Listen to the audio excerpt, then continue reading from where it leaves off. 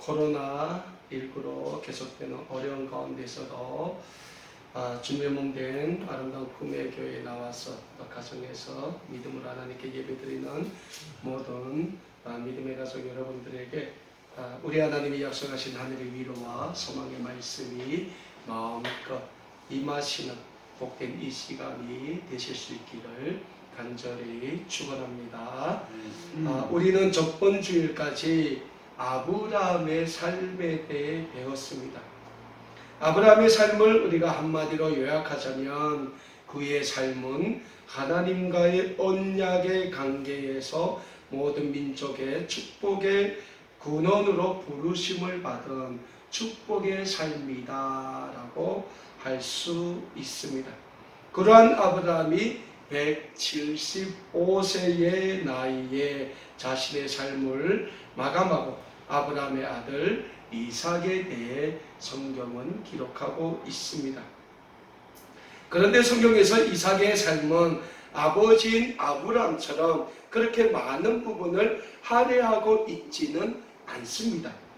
그럼에도 불구하고 이삭의 삶도 아버지인 아브라함처럼 하나님의 거룩한 뜻에 쓰임을 받은 삶이었다는 사실을 우리는 성경 말씀을 통하여 잘 알게 됩니다. 특별히 오늘 우리가 읽은 본문 말씀인 구약성경 창세기 25장 19절에서 26절의 말씀에서는 이삭의 인생에 있어서 가장 중요한 시기가 기록되어 있는데 그 시기가 바로 이삭에게서 장차 이스라엘 민족의 큰 역사적 줄기가 시작되는 사건이 기록된다라는 점입니다. 그리고 이스라엘 민족의 역사가 시작되는 그 큰 줄기는 다름 아닌 이삭과 그의 아내 리브가의 몸에서 에서와 야곱이라는 쌍둥이 형제가 출생하는 사건으로 시작하게 됩니다. 오늘 본문 말씀인 창세기 25장의 말씀을 보면 이삭은 나이 40세에 리브가와 결혼했다라고 기록하고 있습니다. 오늘 본문 말씀 20절의 말씀입니다. 이삭은 40세에 리브가를 맞이하여 아내를 삼았으니 리브가는 밧단 아람의 아람 족속 중 부두엘의 딸이요 아람 족속 중 라반의 누이라 라고 기록하고 있습니다. 자, 오늘 본문 말씀 20절에 이삭의 아내인 리브가라는 여인에 대하여 기록하고 있습니다. 그런데 이삭이 이 리브가라는 여인과 결혼하는 가정에 대해서는 이 앞장인 창세기 24장에서 보다 구체적으로 잘 기록하고 있습니다. 하나님은 아브라함에게 아브라함의 언약의 자녀가 누굽니까? 이삭이죠. 이스마엘은 언약의 자녀가 아니지 않습니까? 근데 이 언약의 자녀인 이삭은 가나안 여자하고는 절대 결혼시키지 말라고 말씀하셨어요. 그래서 이 언약의 자녀인 이삭은 차라리 아브라함의 고향에 가서 그 이삭의 아내 되는 여자를 찾으라고 했어요. 그래서 아브라함은 자신의 장자인 이삭의 아내를 자신의 고향이었던 하란, 즉 밧단 아람으로 가서 선택하기 위하여 자신의 종들 중에서 가장 자기가 믿는 종이었던 엘리에셀이라는 사람을 밧단 아람, 즉 하란으로 보내게 됩니다. 그 엘리에셀이 밧단 아람으로 불렸던 하란에서 살던 소수민족인 아람 족속의 부두엘이라는 사람의 딸을 선택했는데 이 여자가 다름 아닌 리브가였다라는 사실을 우리는 창세기 24장 말씀을 통해서 알 수 있습니다. 자, 그러니까 이삭은 결혼하기 전에 자기 아내감, 신부감이 될 리브가란 여자를 한 번도 본 적이 없는 거예요. 이삭이 이 리브가란 여인을 자기가 보고 선택한 여인이 아니라는 거예요. 아버지인 아브라함의 늙은 종인 엘리에셀이 하란에 가서 선택하고 데려온 여자였습니다. 근데 이 엘리에셀이라는 종이 이 하란에 가서 이삭의 자기 주인인 아브라함의 장자인 이삭의 그 신부될 여자를 선택하기 전에 기도를 합니다. 하나님께 간절히 기도해요. 그리고 기도하고 기도 가운데 만난 여인이 리브가라는 거예요. 그건 무슨 말입니까? 리브가는 기도에 의해서 선택된 여인이었다라는 거예요. 자, 이렇게 데리고 온 리브가를 이 이삭은 하나님이 주신 자신의 아내를 믿고 결혼하고 열심히 사랑했습니다. 자, 그리고 이 이삭이 바단 아람의 아람 족속인 부두엘이라는 사람의 딸인 리브가와 결혼해서 행복하게 살아요. 근데 그 결혼했을 때 나이가 몇 살이라고 말씀하고 있습니까? 이삭의 나이가 40세였다. 그러니까 이삭이 그렇게 젊은 나이에 결혼한 건 아닌 것 같아요. 40세면요. 자, 그리고 결혼을 하고 결혼 생활을 하고 있는데 이 집에 한 가지 걱정거리가 생깁니다. 그게 뭡니까?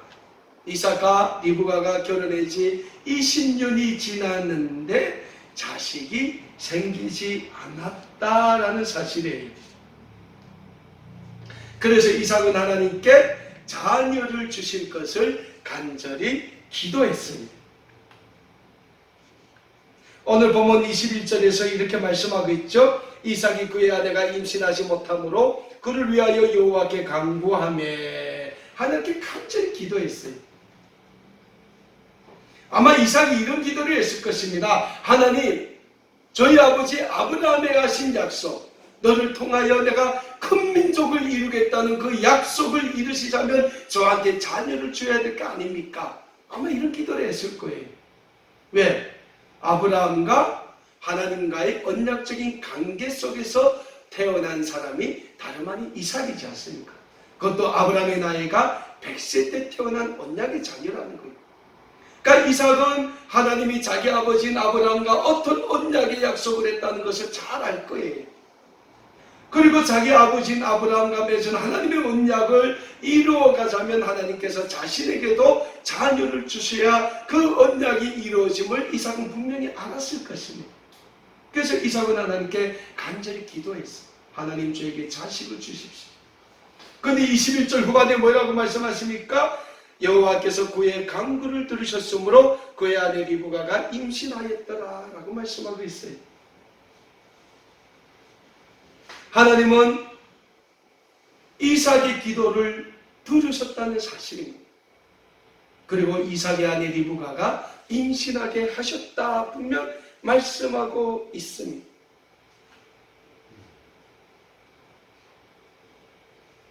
아마도 이삭은 간절하게 하나님께 기도했을 것입니다. 그리고 이삭이 간절히 기도하자 하나님은 이삭의 기도에 응답하셨다고 오늘 본 말씀 21절의 말씀에서는 우리에게 말씀하고 있습니다.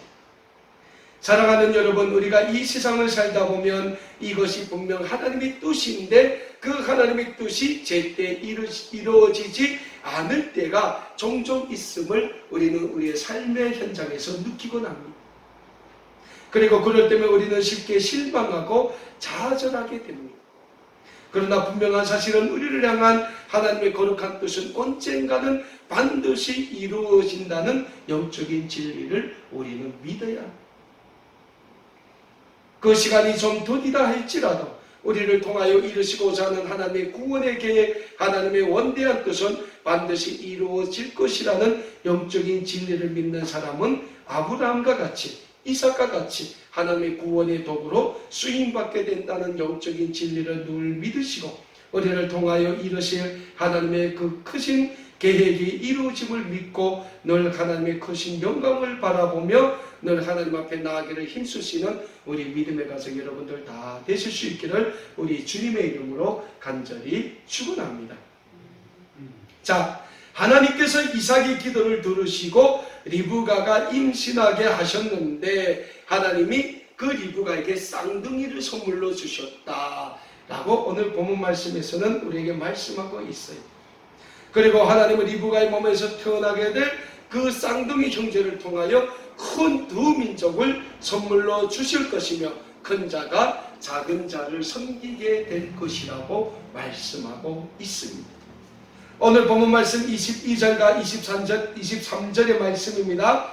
그 아들들이 그의 태 속에서 서로 싸우는지라 그가 이르되 이런 경우에는 내가 어찌할꼬 하고 가서 여호와께 묻자온대 여호와께서 그에게 이르시되 두 국민이 내 태중에 있구나 두 민족이 내 복중에서부터 나누이리라 이 족속이 저 족속보다 강하겠고 큰 자가 어린 자를 섬기리라 라고 오늘 본문 23절에서 분명히 말씀하고 있어요.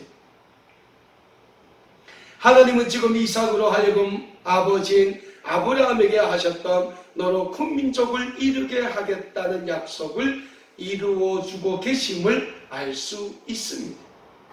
오늘 본문 23절에서 두 국민, 두 민족이라는 말씀은 아브라함과 약속하셨던 큰 민족을 이루게 하시겠다는 하나님의 약속이 지금 이삭의 자녀로 하여금 지속적으로 이루어져 가고 있음을 표현하고 있는 말씀이라고 할 수 있습니다. 그리고 실질적으로 이삭과 리브가의 몸에서 낳게 되는 쌍둥이 형제인 에서와 야곱을 통하여 하나님은 두 큰 민족을 이루어 가셨습니다. 쌍둥이 형인 에서는 후에 에돔 족속의 조상이 되었고 야곱은 하나님의 언약의 백성인 이스라엘의 12지파의 조상이 되게 됩니다. 그리고 하나님의 약속대로 하나님은 쌍둥이 형인 에서가 아닌 동생인 야곱을 통하여 하나님의 언약의 백성, 하나님의 선민인 이스라엘 민족의 역사를 만들어 나가시게 됩니다. 그런데 사랑하는 여러분, 우리가 여기서 많은 경우 좀 오해할 수 있는 말씀이 있습니다. 그 말씀은 그럼 하나님은 쌍둥이 형제 중 동생인 야곱을 통해 나오게 될 이스라엘 12지파만 축복하시고 쌍둥이 형인 에서에게서 나올 에돔 족속은 축복하지 않으신가라는 질문을 가져볼 수 있게 됩니다. 그러나 그렇게 생각하시면 오해입니다. 하나님은 분명 모든 민족이 구원받기를 오늘도 간절히 원하고 계신다는 영적인 사실을 우리는 믿어야 합니다. 구약성경 시편 67편 1절에서 7절의 말씀에서는 이런 말씀을 우리에게 주고 있습니다.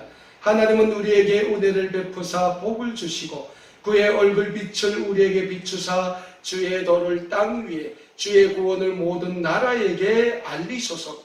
하나님이여 민족들이 주를 찬송하게 하시며 모든 민족들이 주를 찬송하게 하소서. 온 백성은 기쁘고 즐겁게 노래할지니 주는 민족들을 공평히 심판하시며 땅 위의 나라들을 다스릴 것이니이다. 하나님의 민족들이 주를 찬송하게 하시며 모든 민족으로 주를 찬송하게 하소서. 땅이 그의 소산을 내어 주었으니 하나님 곧 우리 하나님이 우리에게 복을 주시리로다. 하나님이 우리에게 복을 주시리니 땅의 모든 끝이 하나님을 경외하리로다 라고 말씀하고 있습니다. 시편 67편의 말씀에서 분명 무슨 말씀을 우리에게 주십니까? 하나님은 구원의 빛을 모든 민족 모든 열방에게 나타나게 하소서라고 말씀하고 있습니다. 하나님의 구원은 비록 이스라엘 12지파만 해당되는 것이 아니라 이 땅의 모든 하나님의 창조의 그 역사를 입은 모든 인간 세계 모두에게 미친다는 거예요.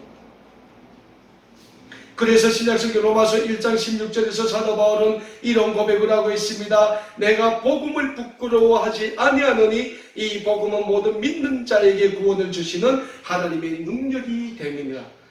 먼저는 유대인에게요, 그리고 헬라인에게로다. 사도 바울이 뭐라고 말씀하십니까? 하나님의 복음은 모든 믿는 자에게 구원을 주시는 하나님의 능력이 되니 먼저는 유대인에게요, 다음은 뭡니까? 헬라인에게다라는 거예요. 모든 민족에게 다 하나님의 복음은 구원의 능력이 된다는 사실을 우리는 믿어야 합니다.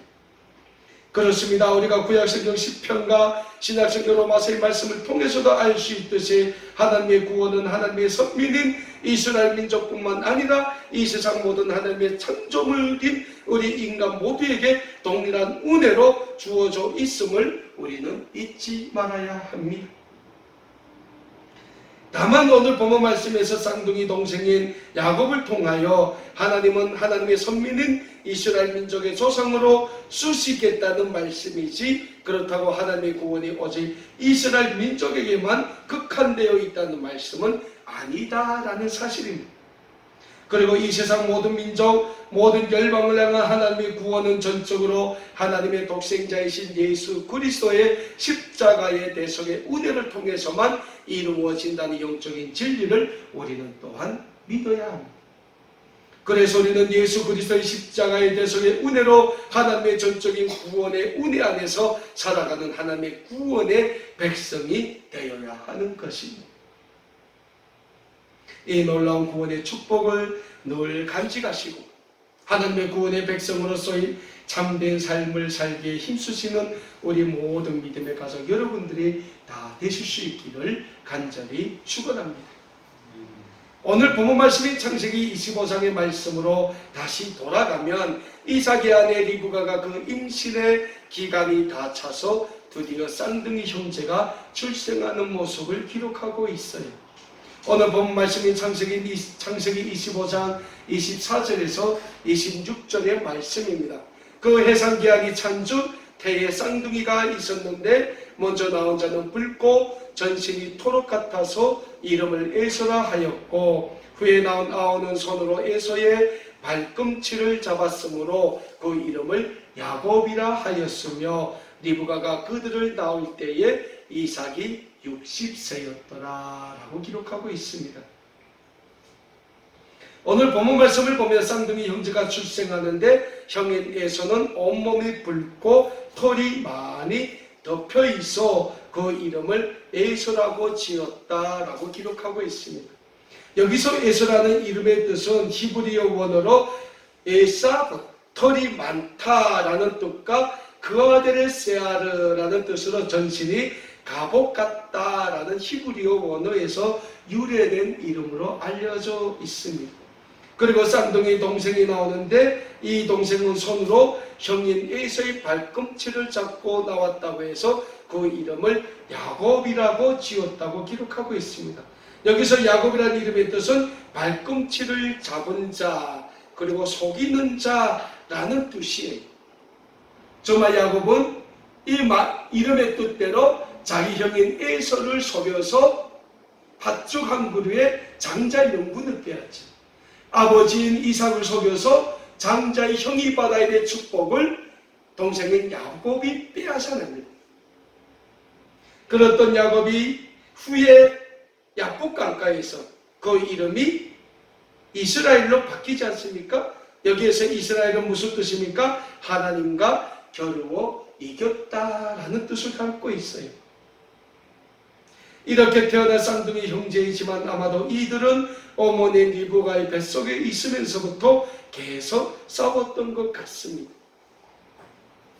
결국 에서와 야곱은 이 세상에 태어나서도 서로 속이고 싸워 야곱은 형인 에서 때문에 많은 고난과 어려움을 겪기도 했지만 그 모든 것은 야곱의 욕심에서 비롯된 결과임을 우리는 성경을 통하여 잘 알게 됩니다. 그럼에도 불구하고 오늘 우리는 본문 말씀인 구약성경 창세기 25장 19절에서 26절의 말씀을 통하여 몇 가지 영적인 교훈을 찾을 수 있게 됩니다. 첫 번째 우리가 배우게 될 교훈은 하나님은 하나님의 구원의 백성들과 하신 약속은 반드시 지켜가시는 하나님이시라는 영적인 진리입니다. 하나님은 이삭의 아버지인 아브라함과 맺으신 약속을 지금 그 아들인 이삭과 이삭의 몸에서 나올 쌍둥이 형제인 에서와 야곱을 통하여 신실하게 이루어 가시는 하나님이심을 우리는 오늘 본문 말씀을 통하여 알 수 있게 됩니다. 두 번째 오늘 본문 말씀을 통하여 우리가 배우게 될 영적인 교훈은 하나님의 약속은 결코 더디다고 이루어지지 않는 약속이 아니라는 영적인 교훈입니다. 하나님은 아브라함의 나이 100세에 언약의 자녀인 이삭을 그에게 선물로 주셨습니다. 그리고 오늘 본문 말씀에서는 이삭의 나이 60세에 쌍둥이 형제를 하나님께서 선물로 주셨다고 기록하고 있습니다. 특별히 오늘 본문 말씀에서는 이삭이 리브가 결혼한 후 20년이 되도록 하나님이 자녀를 주지 않았다고 기록하고 있습니다. 그리고 이삭이 자녀를 위하여 하나님께 간절히 기도했을 때 하나님은 이삭에게 쌍둥이 자녀를 선물로 주시게 됩니다. 사랑하는 여러분, 그러면 하나님은 왜 이삭이 자녀를 위해 하나님께 간절히 기도했을 때 쌍둥이 자녀를 선물로 주셨겠습니까? 그것은 하나님이 아브라함과 하신 언약의 약속을 이삭이 잊지 않게 하시기 위해서였을 것입니다. 하나님께서는 지금 이삭으로 하여금 아브라함과 하신 언약의 약속을 그 아들인 이삭으로 하여금 신실하게 이어가게 하실 것은 하나님밖에 없다는 불변의 진리를 확인시키시기 위해서였을 것입니다. 그렇습니다. 하나님은 오늘도 우리 구원의 백성들과 하신 언약의 약속을 지켜가시는 하나님이심을 우리는 믿어야 합니다. 저는 이 한 가지만은 하나님이 반드시 이루어 주실 것이라고 믿습니다. 그것은 복음으로 하나가 된 통일조국입니다. 6월이 어떤 달입니까? 호국 보온의 달이지 않습니까? 하나님이 왜 한반도의 남쪽인 우리 대한민국을 오늘과 같이 세계 12위의 강성한 국가로 만들어 주셨겠습니까? 6.25 전쟁의 그 어려운 민족 상정의 그 어려운 가운데서도 하나님께서 왜 이 나라 대한민국을 지켜주셨겠습니까? 그것은 하나님이 이 나라 대한민국을 통하여 반드시 우리 민족에게 선물로 주실 복음으로 하나가 된 통일조국을 이루어 가시기 위해서일 것입니다. 우리가 잘 알지만은 원래 한반도의 복음의 첫 시작이 어디였습니까? 저 북녘 땅이었어요. 동방의 예루살렘이나 빛을 뿌렸던 저 평양이 오늘은 우상이 만연한 독재의 칼날 아래서 그곳에 많은 우리의 부모 형제들이 쓰러져 가고 있음에도 불구하고 하나님은 이 시대에 우리를 통하여 복음으로 하나가 된 통일조국을 반드시 이루어 주시게 된다는 이 하나의 역사적인 진리를 우리는 믿어야 합니다. 그래서 하나는 그 복음 통일을 위해서 하나님은 우리를 저 동토의 땅 복음의 불모지에서 너는 내 것이라고 불러주시고 이곳 자유의 땅 신앙의 땅으로 이끌어 주신 것입니다. 그래서 우리는 하나님께서 이루어주실 통일조국의 그날이 좀 더디더라도 우리는 기도하며 하나님 앞으로 나아가기에 힘써야 하는 줄 믿습니다. 우리가 우리의 조국을 위해 기도하고 우리의 고향을 위해 기도하고 우리의 부명제 자매들을 위해 간절히 기도할 때 하나님은 우리의 기도를 들어주시고 아브라함과의 언약을 이루어 가신 것처럼 우리와의 약속을 반드시 이루어 가실 것임을 늘 믿고 기도로 변하지 않는 믿음으로 하나님 앞에 나아갈 길을 우리가 힘써야 하는 것입니다. 에스더가 하만에 의해서 멸족을 당하게 될 위험에 처한 이스라엘 민족을 위해서 죽으면 죽으리라 결심하고 아하수에로 왕으로 믿음으로 나아갔던 것처럼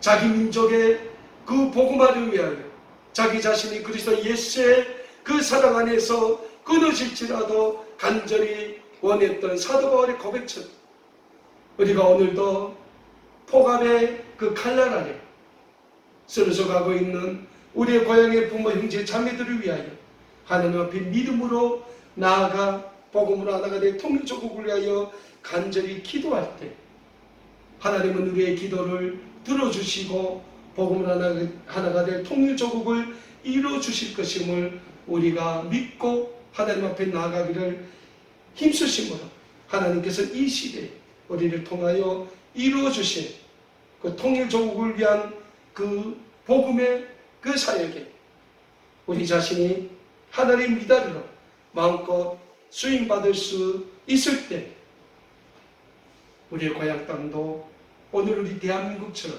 인간의 자유와 권리, 평등, 행복, 신앙의 자유가 보장된 아름다운 그러한 복음의 사회로